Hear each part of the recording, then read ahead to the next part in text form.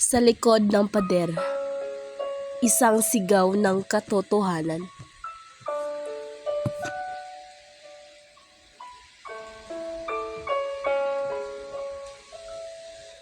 Naririnig mo ba ang kaluskos sa dilim?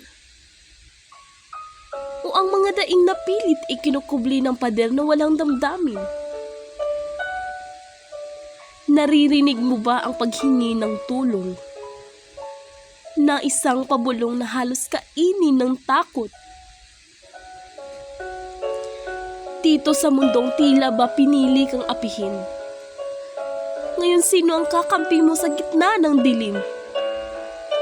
Sa bawat hampas, bawat sigaw at bawat sampal, ang kaluluwa mo'y unting-unting sinasakal. Sino ang nagbigay ng karapatan sa kanilang mga kamay? At kailan pa naging tama ang pananakit para lang masabing may taglay? Hindi ba't sa bawat babae naroon ang sulo, ang ilaw ng tahanan at ang lakas ng mundo? Ngunit bakit ang kamay na dapat nag-aaruga ay siyang nagiging tanikala?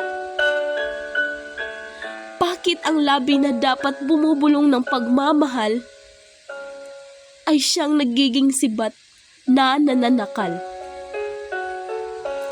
Ito ang kwento ng marami, ngunit tahimik. Mga sugat na di mo makita, mga peklat na di pisikal. Ngunit sa likod ng pader, umiiyak ang maraming Maria. Sa likod ng kama, nagtago ang dangal ni Rosa. Ngunit hanggang kailan? Hanggang kailan ka magpapalunod sa takot? Babae ka, hindi laruan, hindi sunod-sunuran.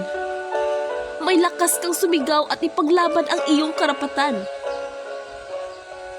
Ngayon, sa bawat pader na haharang, babanggain mo. Sa bawat salitang dudurog, pipiliin mong bumuo.